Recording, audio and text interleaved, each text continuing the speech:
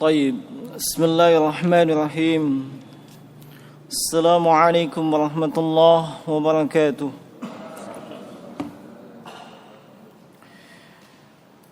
الحمد لله الذي علم القرآن خلق الإنسان وعلمه البيان أشهد أن لا إله إلا الله وحده لا شريك له إياه نعبد وإياه نستعين وأشهد أن محمدا عبده ورسوله ولا نبي بعده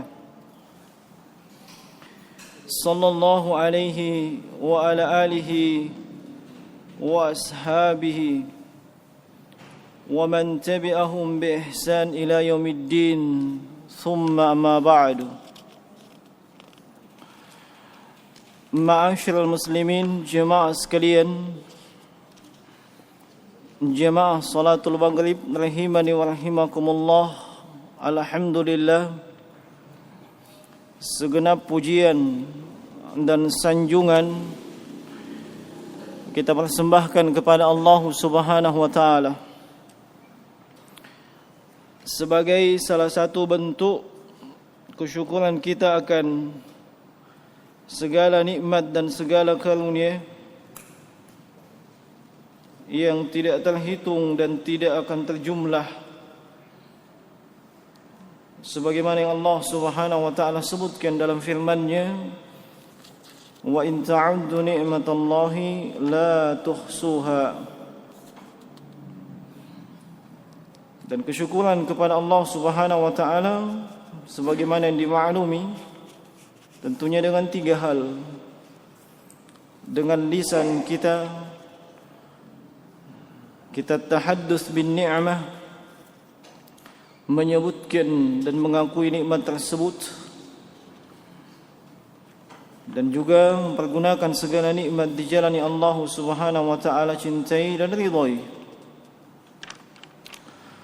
Dan di antara nikmat tersebut, walhamdulillah, di saat ini kita telah menyelesaikan ibadah yang sangat agung, ibadah yang membedakan antara seorang muslim dengan yang bukan muslim, yang menjadikan Islam tegak dalam diri seseorang. Rasulullah sallallahu alaihi wasallam bersabda, al-ahadul ladzi bainana wa bainahum as-shalah faman tarakaha faqad kafar. Perjanjian kita dengan mereka itu adalah ibadah salat. Siapa yang meninggalkannya sungguh telah kafir. Maka kita bersyukur kepada Allah dapat melaksanakan penghambaan diri kepadanya. Kewajiban kita melaksanakan ibadah salat dan diikuti dengan amalan sunnah. Kemudian kita mempelajari bagian-bagian daripada Kitabullah Al-Quran sebagaimana yang telah dijadwalkan malam ini, malam Jum'ah atau malam Jum'ah yang terakhir di bulan Rabiul Awal. Tidak terasa kita sudah berada di penghujung Rabiul Awal. Naam. Taib. Dan di pertemuan yang lalu kita sudah menyelesaikan sampai dengan ayat yang ke 17-18. Taib. Allah Subhanahu wa taala menyebutkan dalam surah Al-Fajr di ayat yang ke-17, kalla bal la tukrimuna al-yatim. Kemudian berikutnya, wala tahaddu ala ta'amil miskin. Ini sudah kita sebutkan dan jelaskan di pertemuan yang lalu. Ini dua bentuk perbuatan manusia, tidak memuliakan anak-anak yatim dan tidak memberi makan, sekaligus tidak memotivasi orang lain untuk memberikan makan mereka yang berada di bawah garis kemiskinan. Kemudian setelahnya Allah sebutkan dua tabiat manusia. Dua tabiat manusia yang setiap manusia yang normal tabiat tersebut ada pada dirinya. Allah Subhanahu wa taala berfirman, "Wa ta'kuluna at-turatha aklan lamma wa tuhibbuna al-mala hubban jamma." Wa ta'kuluna, takdirnya antum, kalian, dan kalian, anda semua makan at-turas. At-turas itu maknanya adalah miras, yaitu harta yang diwariskan. Harta yang diwariskan. Dan sesuatu yang diwariskan ada yang bentuknya khusus, ada yang bentuknya umum. Semua yang Allah Subhanahu wa taala berikan kepada manusia, apapun bentuk jenisnya dan itu ada manfaatnya, itu adalah warisan dari Allah Subhanahu wa taala. Termasuk apa yang ada di bumi ini. Bahkan syurga Allah Subhanahu wa taala sebutkan sebagai warisan untuk kaum mukminin. Tilkal jannatul lati uristumuha. Itu warisan secara umum. Yang khusus yang biasa kita pahami, warisan itu adalah harta benda yang diberikan atau ditinggalkan oleh pihak orang tua kepada anaknya. Dan itu statusnya adalah warisan kalau orang tua sudah meninggal. Kalau orang tua belum meninggal, itu namanya apa? Itu namanya hibah. Belum bisa disebut sebagai warisan. Orang tua masih ada. Nah, kalau sudah meninggal baru disebut dengan warisan. Kalau masih ada, ya hibah, pemberian. Dan itu bisa berubah statusnya. Dan bisa jadi orang tua berubah pikiran. Tidak menjadikan itu sebagai bagian warisan untuk anaknya. Nah, taib, itu warisan secara khusus. Dan ayat ini, kata Syekh Muhammad Ibn Shalih Al-Utsaimin rahimahullahu ta'ala, terkait dengan warisan secara umum, beliau mengatakan, ma yuwarrisuhu Allahu al-'abda minal mal sawa'un warasahu 'anil mayyitin aw ba'in washtara wa kasabin aw kharaja ila al-barri wa ata bima ya'ti bihi min 'ashbin wa hatabin wa ghairi dzalik. Semua yang Allah wariskan kepada si hamba, apakah itu bentuknya harta benda, apakah itu berasal dari orang tua yang sudah meninggal, apakah itu bentuknya adalah hasil perniagaan, penjualan, pembelian atau pekerjaan, atau apa yang keluar dari perut bumi, itu semuanya adalah at-turas ma yalisuhu lil insan. Itu semuanya adalah warisan dari Allah Subhanahu wa taala yang diwariskan kepada manusia. Naam. Wa ta'kuluna at-turasa aklan lamma. Aklan ini bentuknya, hay'ah, kaifiyatnya. Lamma itu dari kata lamam. Lamam. Hanya agak berat di lisannya orang Arab, makanya dikasih tasydid. Kita bacanya lamma. Jangan dibilang lama itu maksudnya belum. Memang ada maknanya lama itu belum. Lama juga terkadang bermakna ketika. Falamma ja'ahum bil haqqi, ketika dia datang bersama dengan kebenaran. Nah, tapi lama di sini itu asal katanya lamam. Yang maksudnya lamam adalah al-jama'. Semuanya. Wa ta'kuluna turasa aklan lamma, dan kalian memakan harta warisan dengan bentuk apa? Semuanya dimakan, semuanya dinikmati. Kata para ulama salaf dari kalangan sahabah maupun tabi'in, sebagaimana dinukil oleh Imam Ibn Jarir At-Tabari dan Imam Al-Qurtubi, ya'kulu nasibuhu, dia memakan bagiannya dan juga memakan bagian orang lain. Makanya digambarkan dengan dia makan semuanya. Apakah itu memang bagiannya warisan untuk dirinya, haknya dia, ataupun bukan haknya dia? Dan ini tabiat manusia. Tabiat itu terbangun di atas dua hal yang Allah sebutkan dalam surah Al-Ahzab, zaluman jahula. Itu tabiat manusia, zaluman jahula, zalim dan jahil. Nah, hasilnya apa? Meskipun bukan haknya, dia mampet juga. Nah, wa ta'kuluna turasa aklan lamma. Imam Ibnu Katsir rahimahullahu taala itu mengambil kesimpulan dengan mengatakan min ayyi jihatin hasalah, dari mana saja itu harta datang, dari mana saja dia bisa dapatkan, aminal halal atau minal haram, semuanya diambil, semuanya dijadikan label milik saya, yang lain kontrak, yang lain numpang.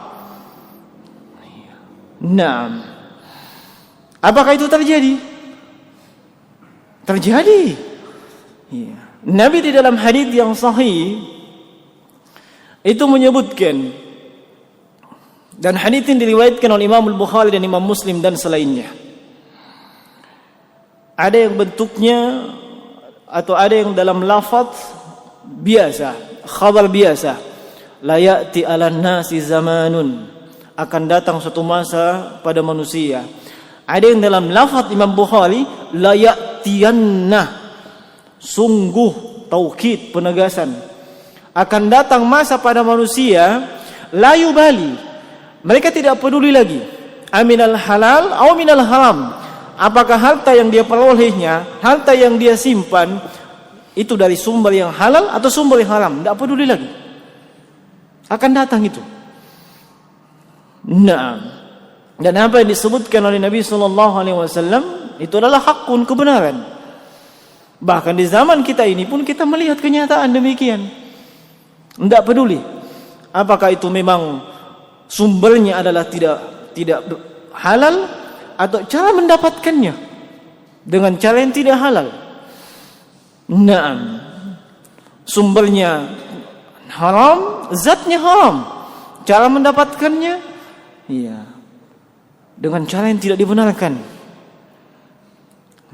Saya teringat tadi dengan siapa itu, Ramlan Butar-Butar, yang melakukan aksi perampokan di Pulau Mas, ya. Itu kan caranya tidak benar, cari harta dengan cara tidak benar. Spesialis rumah mewah. Asal rumahnya mewah, itu jadi incaran utama. Itu juga pelajaran bagi kita. Naam, tidak usah terlalu mewah itu rumah. Yang penting kan isinya. Nah, yang penting kan bisa nikmat di dalam. Biasanya orang rumahnya dikasih mewah begitu, itu akibat hasad dan kedengkian. Tetangga dikasih lantai 2, dia kasih lantai 2 juga. Tetangga pasang keramik di depan, dia pasang keramik lebih bagus. Sambil mengatakan dalam hatinya, kau juga bisa. Kan begitu. Coba lihat di kampung-kampung. Itu dari depan subhanallah, mantap. Tapi coba ke belakang-belakang, aduh gubuk. Kan di depannya yang mesti dilihat. Ya untung si Ramlan sudah mati. Coba dilihat yang seperti itu, jadi incaran juga. Sebab yang dilihat rumah mewahnya, bukan isinya. Nah, taib. Itu tabiat manusia yang pertama, zalim. Meskipun bukan haknya diembat semuanya, bukan bagian dari warisannya diambil semuanya. Kemudian tabiat yang kedua, wa tuhibbunal mala hubban jamma, dan mencintai harta benda dengan kecintaan yang jammah. Jammah itu berlebihan. Mencintai harta benda dengan kecintaan yang berlebihan. Ini tabiat manusia. Setiap manusia yang normal, asal dia normal, pasti cinta harta benda. Kalau ada manusia tidak suka harta benda, itu dipertanyakan kemanusiaannya. Iya, betul. Itu tabiat manusia. Iya. Cinta, suka dengan harta benda. Bahkan seiring semakin tua, itu semakin ketat dalam masalah finansial. Nah, tabiat manusia ini Allah kabarkan dalam Al-Quran, kalian mencintai harta benda dengan kecintaan yang luar biasa. Nah, dan tabiat manusia ini, kalau dibiarkan begitu saja, tidak diluruskan, tidak diatur, dimanage sedemikian rupa, maka itu akan mengantarkannya kepada kebinasaan. Kita tidak mencela namanya tabiat manusia secara mutlak, tidak. Dia mau cinta harta kek, cinta perempuan, cinta perhiasan dunia, itu manusiawi, tidak ada masalah. Nah, tidak ada masalah secara tabiat. Tapi seorang yang beriman itu mendudukkan segala sesuatu sesuai dengan keimanan dan kesolehannya. Sesuai dengan keimanan dan kesolehannya. Dan di dalam Islam kita dididik dan diajarkan untuk mencintai sesuatu dan mencintai seseorang itu dengan tidak berlebih-lebihan. Itu didikan Islam itu. Mencintai sesuatu, mencintai seseorang tidak boleh berlebih-lebihan. Sebab tabiat manusia biasanya berlebih-lebihan. Nah, tidak mencintai sesuatu dengan berlebih-lebihan, sebab biasanya kalau kita mencintai sesuatu, apakah itu kecintaan terhadap harta benda, ini mengantarkan manusia kepada kezaliman demi kezaliman. Dan kezaliman demi kezaliman tersebut akan mengantarkan dia kepada siksa neraka. Kita ambil contoh saja. Saya tidak menyinggung siapa-siapa ya. Di dalam surah At-Taubah di ayat 34 dan 35 Allah sebutkan, "Walladzina yaknizuna az-zahaba wal fiddah wa la yunfikunaha fi sabilillah fabashshirhum bi'adzabin alim."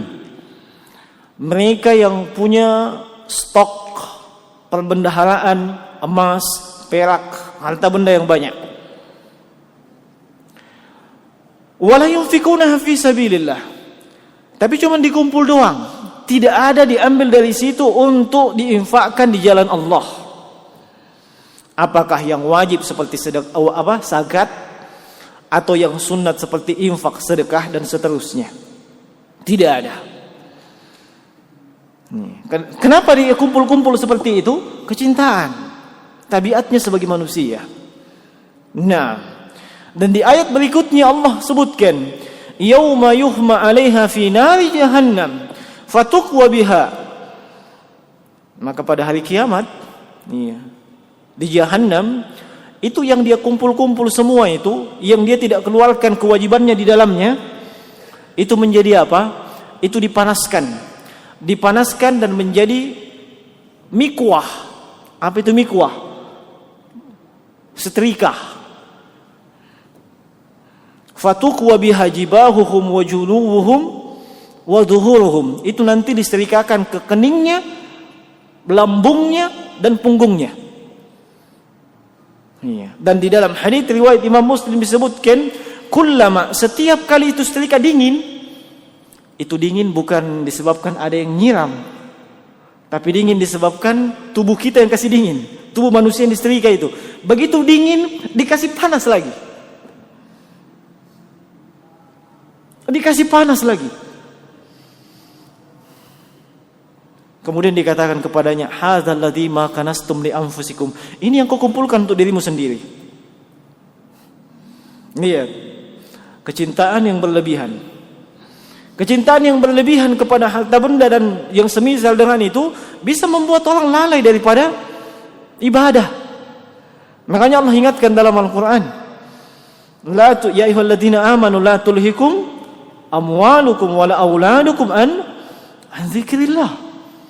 Wahai kaum mukminin, jangan sampai harta benda kalian, anak-anak kalian membuat kalian lalai daripada mengingat Allah Subhanahu wa taala. Jangan berlebihan terhadap sesuatu. Itu didikan Islam. Makanya para ulama kita, di antara mereka, jangankan para ulama, para sahabat, Rasulullah sallallahu alaihi wasallam, mereka bukan miskin semua. Banyak antara mereka yang kaya. Demikian pula generasi setelahnya, banyak yang kaya. Kita ambil contoh saja Abdullah bin Mubarak rahimahullahu taala. Abdullah bin Mubarak, beliau tidak pernah menyebutkan dan tidak pernah ada yang berani disebutkan nilai harta beliau. Tapi setiap tahun semua yang lewat ke negeri beliau disuruh singgah. Yang lewat untuk menunaikan ibadah haji, suruh singgah semua, suruh nginap di rumahnya Abdullah bin Mubarak. Dan kebiasaan beliau, kalau sudah suruh nginap semua, beliau kasih masing-masing bekal ke tempat ke tempat perbekalan mereka masing-masing. Dan biasanya mereka nanti tahu nanti di tanah suci, kenapa bertambah bekal saya, kenapa bertambah duitnya dan seterusnya. Nanti dia ingat, kita singgah di rumahnya Abdullah bin Mubarak, kita nginap di sana. Sebab sebelumnya tidak bertambah, nanti setelah nginap di sana baru bertambah. Ini tiap tahun. Nah, itu sosok para ulama. Nah, tidak berlebihan dalam sesuatu. Ini terkait dengan masalah harta benda. Adapun terkait dengan manusia, Nabi sebutkan, ahbib habibaka haunan ma. Anda punya orang yang Anda cintai, Anda sayangi, sayangi dia, cintai dia, dengan bentuk yang sederhana dan tidak berlebihan. Kenapa?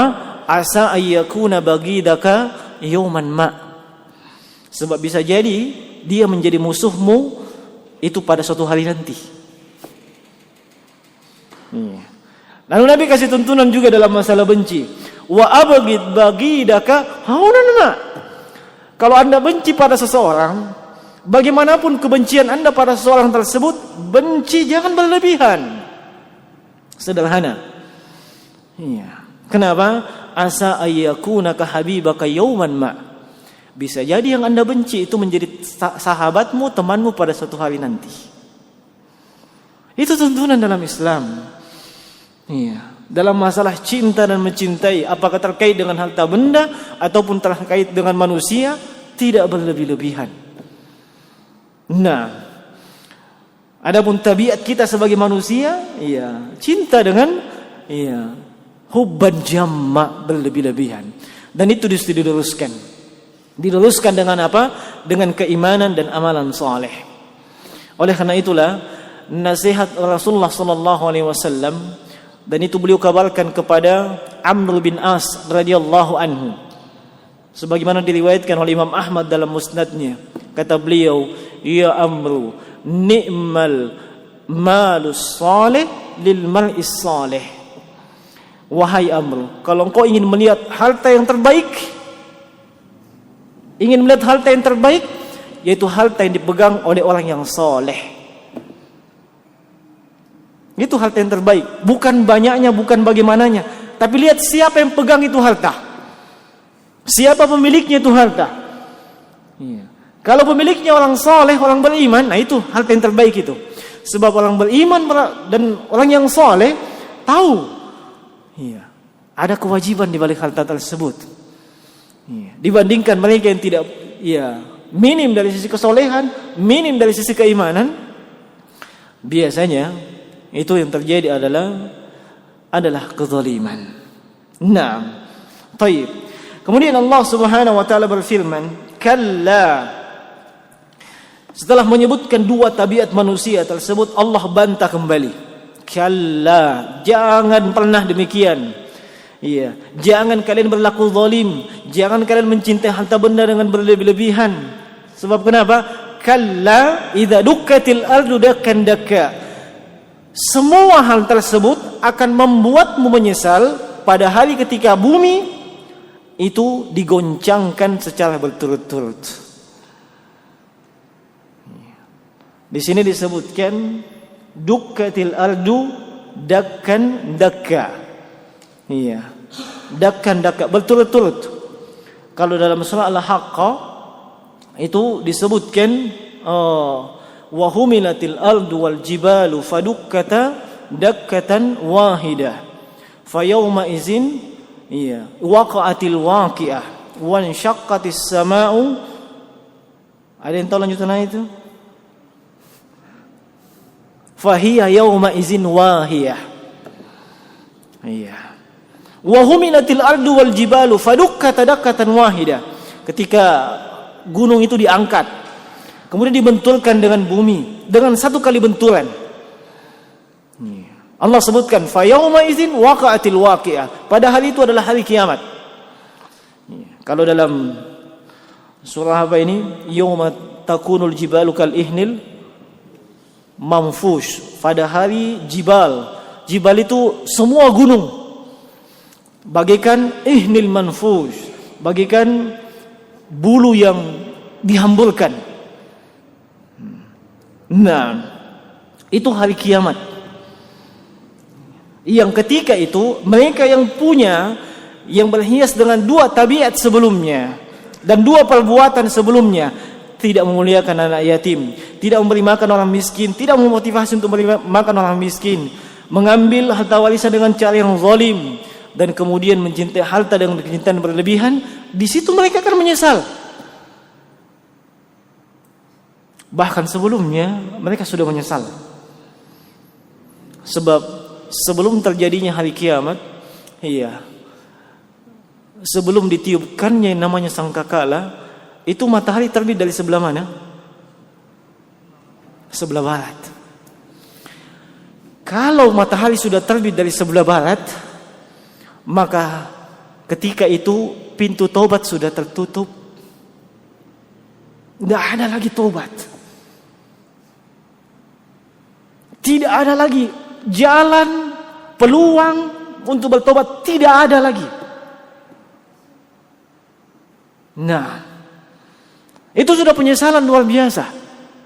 Bahkan ketika itu orang sudah mau membawa sedekahnya, hartanya kemana-mana, tidak ada yang mau terima lagi. Itu sudah menyesal ketika itu. Selama ini kan kita cuma dengar teori nanti matahari terbit dari sebelah barat, kan begitu. Iya, biasanya kalau sampai ke telinga kita itu kan cuma teori saja. Kan begitu. Iya, ku tahu mi. Biasanya kan begitu. Iya. Nah, pas ketika itu sudah menyesal sudah.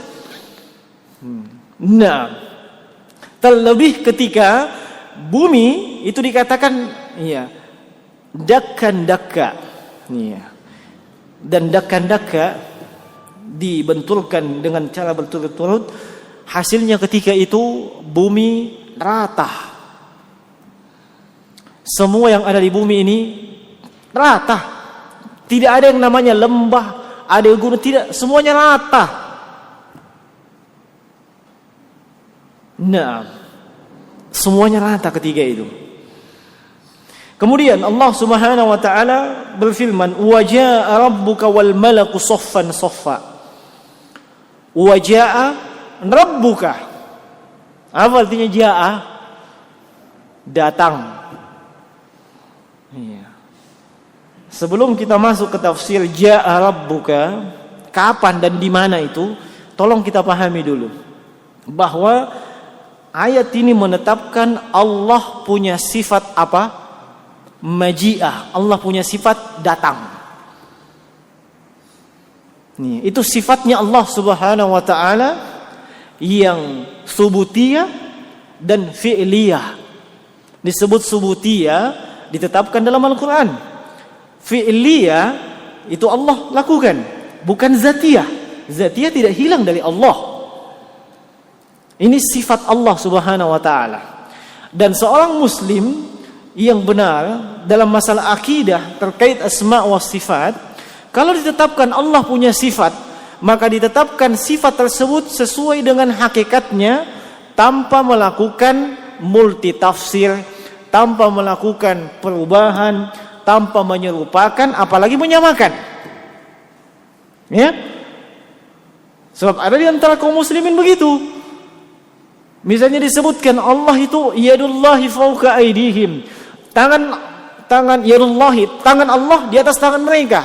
Ini tangan maksudnya apa? Tangan betulkah? Iya. Kalau yang mentaktil mengatakan tidak ada maknanya itu. Kalau yang melakukan tahrif, iya, itu tangan, tak bisa jadi bukan tangan maksudnya. Yang melakukan tasybih dan tamtsil, kayaknya mirip-mirip dengan tangan manusia itu. Bahkan ada yang menyamakan. Ini semuanya tidak benar. Tidak benar. Sebab Nabi SAW, sebab Allah Subhanahu wa taala tidak menyebutkan sifat-sifat tangan Allah bagaimana modelnya, apakah panjang, lebar dan seterusnya. Allah tidak sebutkan itu. Dan kalau kita macam-macam mau menyebutnya, itu sama saja kita berbicara tentang Allah tanpa ilmu. Dan itu tidak benar, haram itu. Kita tetapkan bagi Allah, Allah punya tangan. Iya, Allah punya betis. Ditetapkan dalam ayat. Allah punya sifat murka. Allah punya sifat apa lagi? Ridha. Allah punya sifat gembira. Iya. Allah turun dari atas langit. Allah bertahta di atas arsy. Itu ditetapkan sesuai dengan keadaannya. Tidak usah multitafsir. Iya. Sebab ada kaum muslimin demikian. Entah mau mengatakan dirinya luas pemahamannya atau bagaimana, akhirnya terjatuh berbicara tentang masalah agama tanpa ilmu. Ketika ditanya, iya, Ar-Rahmanu 'alal 'arsy istawa, Allah bertahta di atas arsy. Sifat Allah bertahta di atas arsy. Iya. Orang yang paham tentang akidah tersebut, ya, ditetapkan Allah bertahta. Adapun modelnya, caranya, wallahu a'lam. Allah tidak beritahukan kepada kita. Nabi juga tidak beritahukan dalam hadis-hadis beliau. Ya kita diam saja. Sebab kapan berbicara A, B, C, D dan seterusnya, bagaimana modelnya seterusnya dan seterusnya, itu bicara tentang Allah tanpa ilmu. Naam. Tayyib. Di sini ditetapkan Allah ja'a, Allah datang. Bagaimana datangnya, dengan siapa? Saya katakan wallahu a'lam. Ya, jangan dibilang oh mungkin dia datang sama si fulan bin fulan dan ya Allah tidak sebutkan itu. Ya. Nah, wa jaa rabbuka wal malaku. Ya, wal malaku di sini umum, jami'ul malaikah. Wa jaa rabbuka wal malaku saffan saffa. Mereka datang dengan berapa namanya? Dengan bersaf-saf.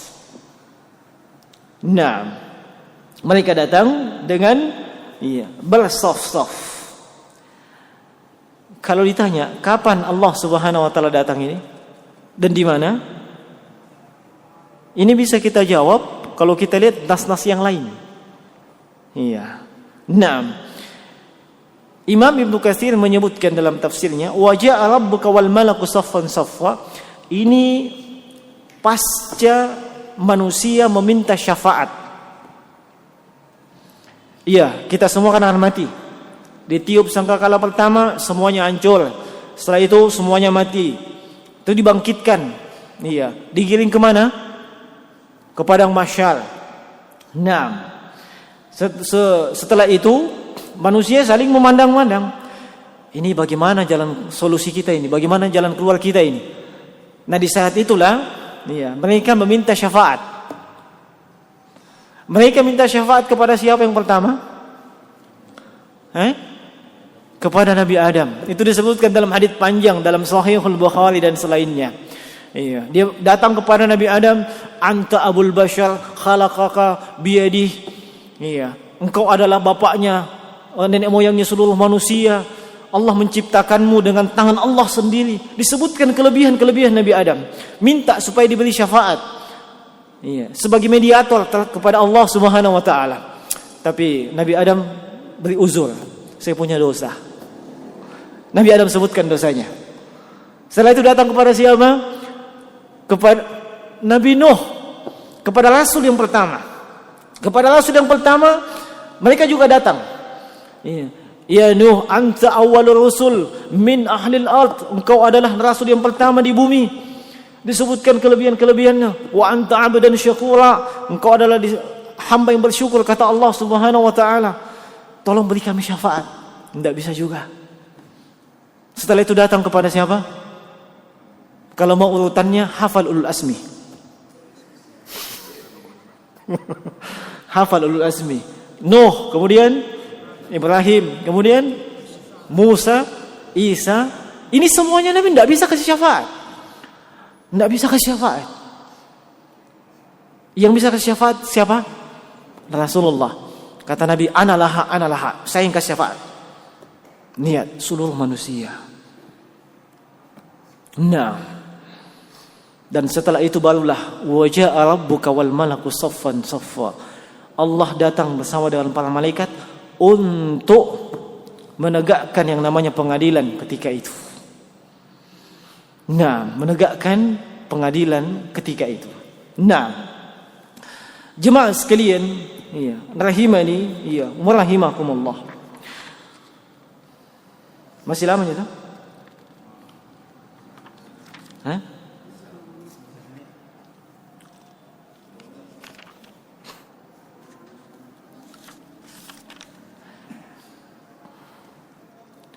Kemudian waji'a yauma izin bi jahannam, dan juga didatangkan ketika itu jahannam. Ini yang namanya jahannam sudah kita ketahui, sudah kita kenal dengan baik. Apa itu jahannam? Jahannam ya tentunya nama neraka. Nah, waji'ah yauma izin. Itu waji'ah, bukan waja'ah. Waji'ah apa artinya? Ini fasif. Didatangkan. Kalau waja'ah, dia datang. Ya. Kalau waji'ah, didatangkan. Mungkin ada yang bertanya, didatangkan dengan apa? Kan begitu. Ya toh? Nah, kira-kira didatangkan dengan apa? Nah, di dalam hadis yang diriwayatkan oleh Imam Muslim itu disebutkan bahwa jahannam itu didatangkan dengan tuqadu bi 70,000 zumam, kullu zumamin minha yaquduhu 70,000 malak. Jahannam itu didatangkan dengan 70.000 kendali. 70.000 kendali. Setiap satu kendali 70.000 malaikat.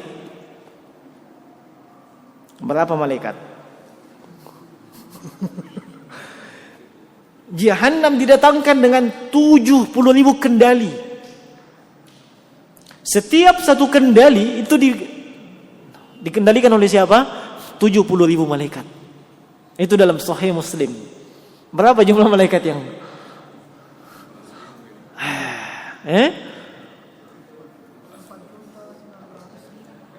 Iya, jelas 7 kali 7. Iya, intinya 7 kali 7, kan begitu. Iya. Adapun jumlah pastinya tanya yang memang tahu masalah itu. Iya. Nah, waji'a yauma idzin bi jahannam. Yauma yatadzakkaru al-insanu wa anna lahu dzikra. Nah, di saat itulah manusia itu ingat, menyesal dengan apa yang telah ia lalaikan ketika di dunia. Penyesalan yang tidak ada gunanya, penyesalan yang terlambat, penyesalan yang tidak ada manfaatnya. Nah, nanti insyaallah taala kita akan menyebutkan lebih detail, ya, kenapa sampai demikian. Nah, di kesempatan terakhir ini saya ingin mengingatkan satu hal, bukan terkait dengan tafsir, tapi terkait dengan akhir tahun Masehi. Iya. Nah, ini sudah tanggal 29. Nah, biasanya ada namanya malam pergantian tahun. Nah, malam pergantian tahun Masehi, jemaah sekalian, itu bukan tahun Islam. Di dalam Islam cuma 3 hari yang dirayakan. Cuma 3. Idul Fitri, Idul Adha, Jumat. Itu yang dikenal dalam syariat. Tidak ada hari lain yang dirayakan dalam Islam. Nah, apalagi namanya tahun baru Masehi, innalillahi wa inna ilaihi rajiun. Nah, itu bukan bagian dari Islam. Bahkan lebih parahnya lagi, itu kan perayaan non-muslim yang di dalam agama mereka saja tidak ada penetapannya. Di dalam agama mereka saja. Coba cari di kitab suci mereka, apakah ditetapkan tiap pergantian tahun mesti dirayakan? Kan tidak ada juga. Itu dalam kitab suci mereka saja tidak ada. Lebih-lebih dalam kitab suci kita. Lalu ngapain kaum muslimin tasyabbuh dengan mereka, menyerupai mereka? Nah, makanya siapapun yang membaca fatwa-fatwa ulama, dan itu kesepakatan para ulama, iya, tidak bolehnya kita ikut-ikutan, tidak bolehnya ikut merayakan, tidak bolehnya jadi sponsor, tidak bolehnya membantu dan seterusnya, tidak ada. Nah, kalau ini bertanya bagaimana kita mau mengadakan renungan akhir tahun. Bagaimana renungan akhir tahun kita di bulan Rabiul Awal ini? Kan begitu. Kita kan muslim. Otomatis tahunnya Hijriyah. Terlambat renungannya. Harusnya dulu sebelum Muharram dia merenung. Bukan sekarang, ini Rabiul Awal sudah mau masuk. Iya, Rabiul Tsani. Nah, ini untuk mengingatkan saya pribadi maupun kepada seluruh jemaah. Seorang muslim itu punya prinsip. Nah, tidak seperti bunglon, apalagi seperti pramuka. Iya. Di sana senang, di sini senang, di mana-mana hatiku senang. Masya Allah. Kita ini punya kemuliaan dengan agama kita. Iya. Itu yang membuat kita beda. Iya. Allah sudah menentukan agama kita agama terbaik, agama yang terima di sisi Allah. Jangan dicampur baurkan itu. Nah, kalau ada yang mengatakan bahwa kita akan dikucilkan manusia, loh, kenapa kita mesti mencari ridho manusia yang membuat murka Allah? Mending mencari ridho Allah meskipun seluruh manusia ridho, murka, tidak masalah. Toh, murka manusia, benci manusia tidak menyebabkan kita masuk surga atau masuk neraka. Bukan itu yang menjadi penentu.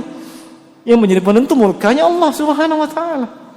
Nah, kalau mau disebut secara lengkap itu cukup banyak, tapi ini cuma sekedar untuk mengingatkan saya dan jemaah sekalian. Nah, saya kira ini di kesempatan ini kalau ada hal-hal yang mungkin mau ditanyakan, saya persilahkan 5 menit ya. Kalau masih 5 menit enggak salah.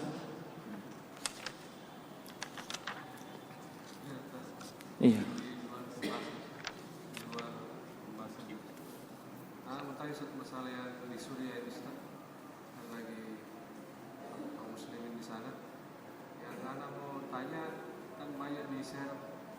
Gambar-gambar, foto-foto. Termasuk di antara itu ada lihat banyak yang share foto-foto kaum muslimin mayatnya lah atau terluka lah atau apa. Nah, mungkin maksudnya untuk supaya simpatis. Nah, mau tanya dari sisi syariat, share gambar-gambar penindasan begitu apa? Nah, tentang Suriah, Aleppo, iya. Kalau dalam bahasanya Arabnya itu Halab, iya.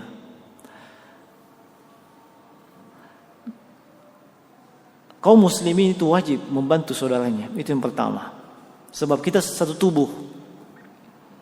Hanya saja kadang untuk membantu itu ada sebagian kaum muslimin ya, menjadi mediator. Dia pasanglah nomor rekening segala macam, kan begitu? Kemudian untuk menarik simpati dipasang gambar-gambar yang apa kayak anak kecil yang sudah dibantai lah, perempuan yang sudah dibantai dan seterusnya. Ini sebenarnya tidak benar yang seperti itu. Itu tidak boleh demikian. Apalagi kalau itu sudah meninggal. Apalagi kalau itu sudah meninggal. Kalaupun ingin memasang, ingin membantu, menjadi mediator untuk kaum muslimin di Suriah, tidak perlu pasang-pasang seperti itu. Dan kalau ingin dipercaya oleh masyarakat, satu saja. Jadi mediator yang terpercaya dan punya bukti bahwa Anda bisa menyalurkan. Banyak kan kaum muslimin curiga saat ini. Di mana-mana buka rekening ini untuk di sana. Tapi tidak benar laporan. Ini kan buat curiga. Nah, itu tidak dibenarkan dalam syariat. Kaum muslimin hidupnya saja dimuliakan, apalagi ketika dia meninggal. Tidak layak diperlakukan kaum muslimin seperti itu, diambil foto-fotonya, gambar-gambarnya, apalagi dalam kondisi yang tidak layak untuk dilihat secara umum. Nah, kalau ingin membantu, cari mediator yang memang punya kredibilitas, terpercaya. Kalau tidak bisa membantu dari sisi harta benda dan seterusnya, minimal doakan kasihan. Doakan. Dalam sholat kita, dalam munajat kita, doakan mereka. Itu kewajiban kita sebagai muslim-muslimah yang baik, sebagai bentuk kepedulian terhadap sesama kaum muslimin yang lainnya. Saya kira ini saya bisa jawab. Nah, cukup ya. Demikian, mohon maaf atas segala kekurangan. InsyaAllah kita akan lanjutkan di kesempatan yang lainnya. Kalau ada benarnya datang dari Allah Subhanahu wa taala, dan kalau keliru itu datang dari kami. Subhanakallah bihamdik, asyhadu an la ilaha illa anta astaghfiruka wa atubu ilaik. Assalamualaikum warahmatullahi wabarakatuh.